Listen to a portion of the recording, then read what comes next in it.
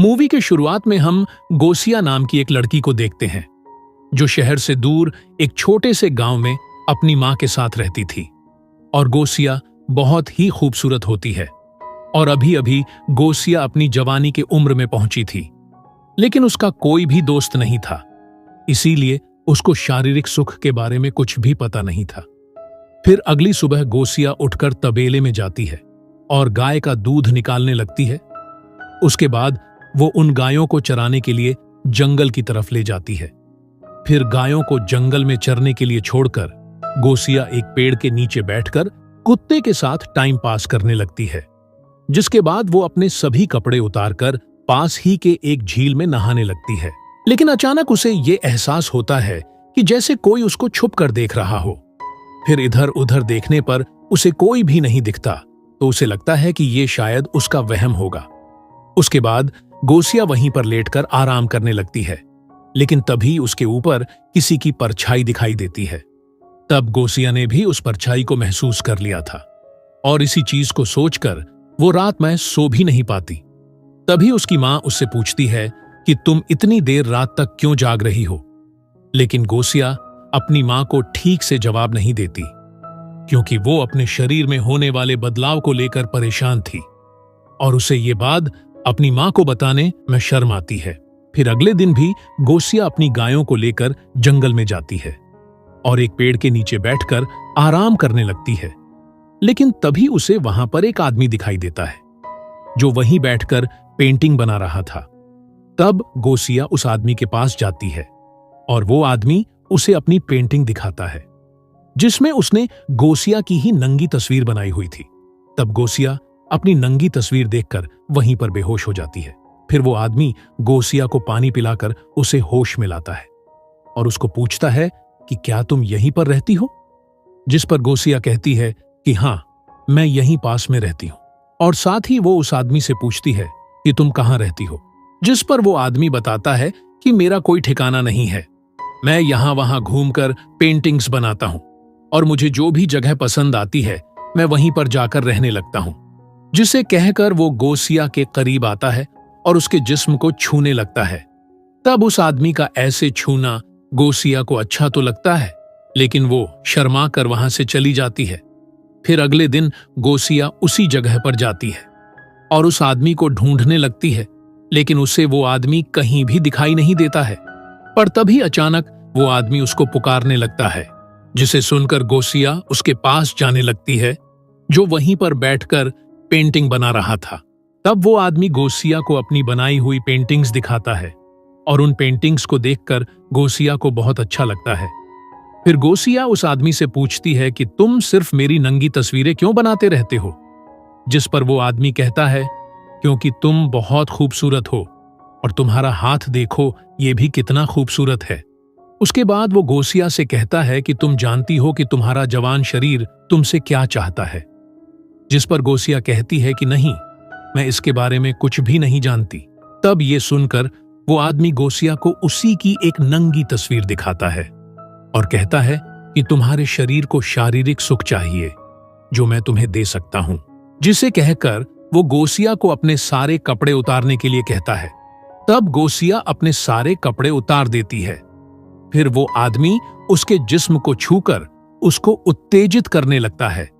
तब गोसिया भी खुद को कंट्रोल नहीं कर पाती और वो दोनों वहीं पर इंटीमेट होने लगते हैं।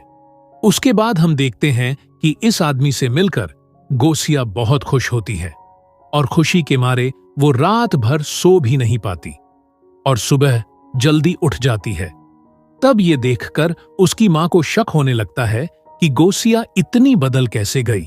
उसके बाद हम देखते हैं कि गोसिया रोज जंगल में जाकर उस आदमी के साथ मजे करती थी। फिर वो आदमी गोसिया से प्यार करने के साथ साथ वो उसे दुनिया के तौर तरीके भी सिखाने लगता है कि कैसे बैठकर खाना खाना चाहिए, लोगों के साथ कैसे बात करनी चाहिए और भी बहुत कुछ।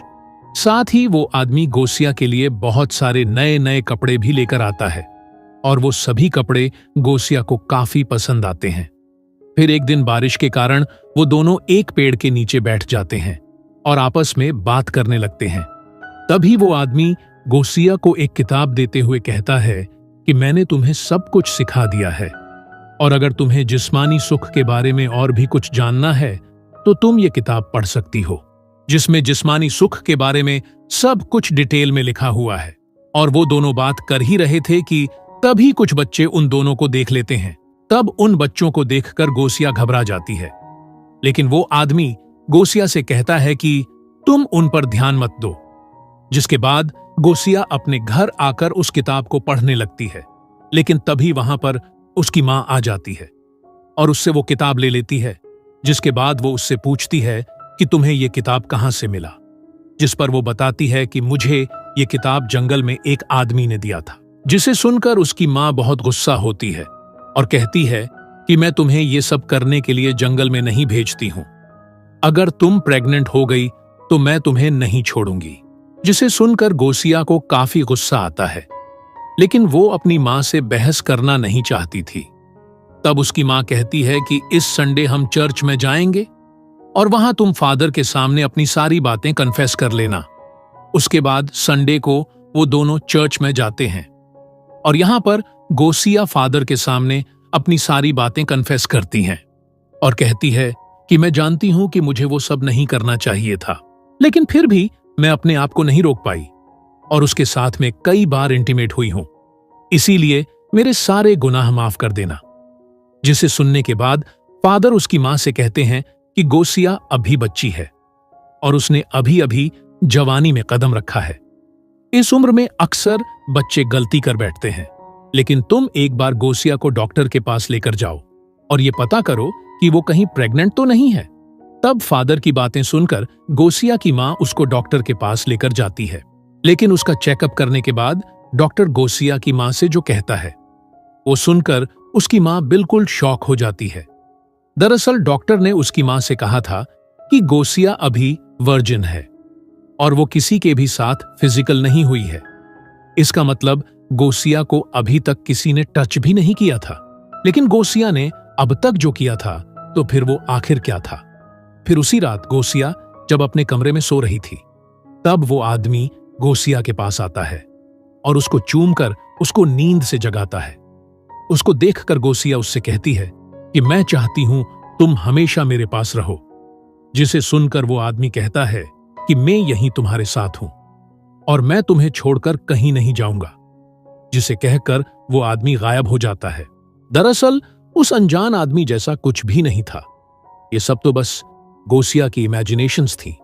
हमने जो कुछ भी अभी तक देखा था वो सब कुछ गोसिया के दिमाग का बस एक भ्रम था, क्योंकि गोसिया नई नई जवान हुई थी और इस कारण उसको फिजिकल इंटीमेसी की जरूरत महसूस हो रही थी और अकेली होने के कारण वो इस तरह की कल्पना करने लगी थी।